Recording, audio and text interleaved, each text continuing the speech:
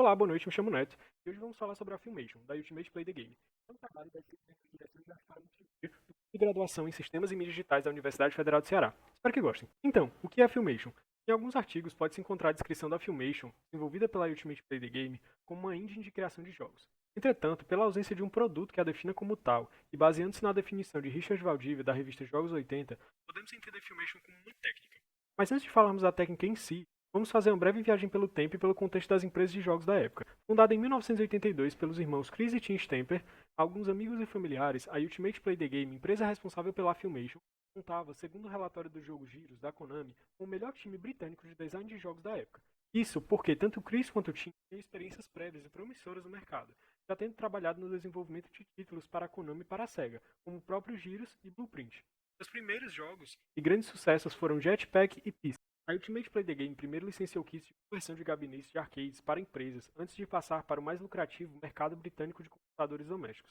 A empresa rapidamente ganhou relevância no mercado e durante os anos evoluiu até tornar-se o que conheceríamos como a Rare, que viria a produzir jogos como Banjo-Kazooie, GoldenEye 007 e o politicamente incorreto Conker's Bad Fur Day, entre outros, e que acabaria sendo vendida para a Microsoft em 2002 pela bagatela de quase 500 milhões de dólares. Já no mercado de computadores domésticos, a empresa se deparou com seus principais limitantes. As máquinas para as quais os títulos eram majoritariamente desenvolvidos, em especial se utilizando a técnica da Filmation, eram todos de 8 bits, contando com incríveis 64 KB de memória.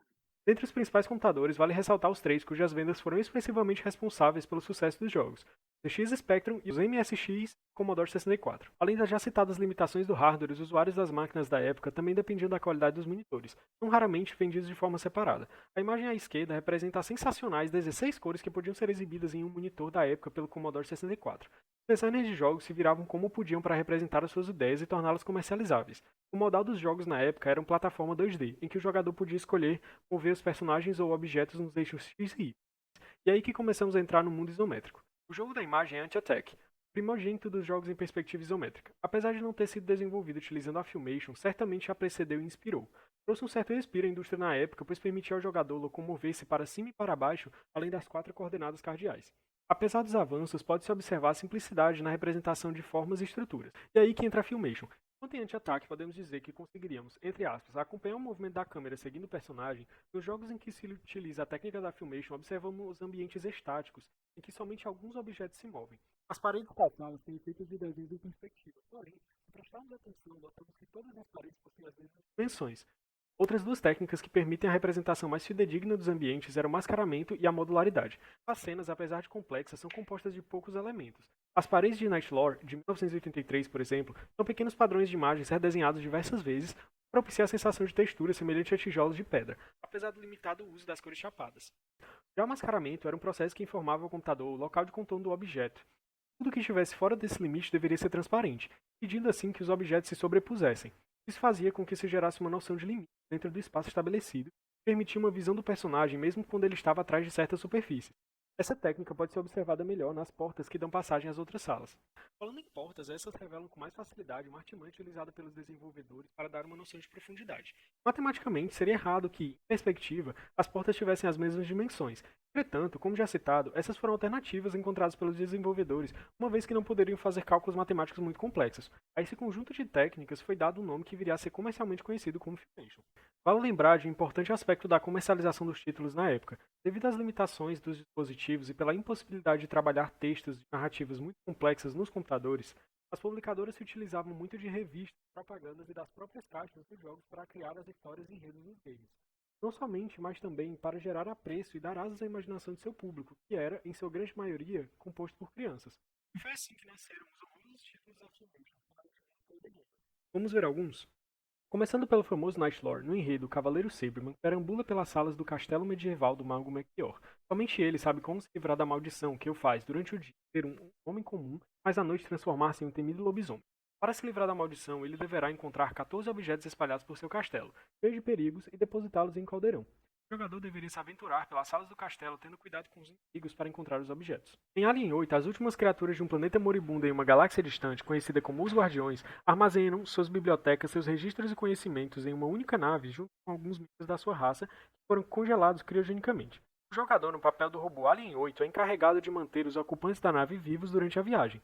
Ao se aproximar do destino final da viagem, a nave é atacada e seus sistemas elétricos danificados. A tarefa do jogo é dar manutenção ao sistema elétrico da nave, escapando dos inimigos e salvar os tripulantes. Pentagram. Novamente na pele do bravo Sabreman, o jogador deve recuperar o pentagrama perdido, um artefato de poder mágico. Em primeiro lugar, deve localizar um dos poços e levar um balde de água resultante para um dos obeliscos quebrados. Isso deve ser feito com cada um dos 4 obeliscos, para que o pentagrama titular apareça em uma das salas. Feito isso, 5 pedras rúnicas mágicas devem ser encontradas e colocadas no próprio pentagrama. O pentagrama foi um quarto jogo da saga de Sabreman, porém apenas ele e Nightlord utilizaram Filmation. Por último, vamos falar do maravilhoso e revolucionário Bubbler. Você controla um dos cidadãos da antiga cidade de Icron, que foi metamorfizado em uma bola pelo mago Vadra. Vadra, em sua ditadura mágica, forçou os artesãos a construírem garrafas gigantes que soltavam bolhas e enfeitiçavam os cidadãos, os deixando sob seus comandos. Essas garrafas foram batizadas como Bubbler. Após anos escravizados e agora com a ajuda de King Thor, antigo cúmplice de Vadra, você deve ajudar a restaurar a paz de Irkon. Apesar dos controles dos jogos serem um pouco confusos, seu trabalho de arte, seus sprites, a movimentação da bolinha do personagem eram incrivelmente lindos para a época e propiciavam uma ótima experiência aos jogadores. Além dos já citados, outros 2 jogos foram desenvolvidos com esse conjunto de técnicas pela Ultimate Play the Game. Foram eles Martianoids e Gunfight.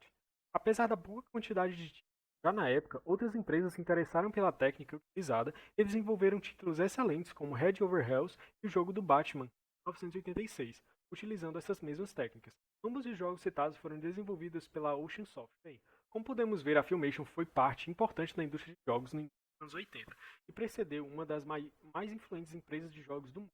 Através da criatividade e da simplicidade, Tim e Chris Stamper deram aula à indústria de como uma boa direção de arte pode transformar, reinventar e eternizar gêneros. Mesmo com todos os limitadores da época, conseguiram fazer história ao longo dos anos com a Ultimate Play the Game e sua incrível técnica de representação de gráficos pseudo-tridimensionais Filmation. É isso, obrigado, espero que tenham gostado e boa noite.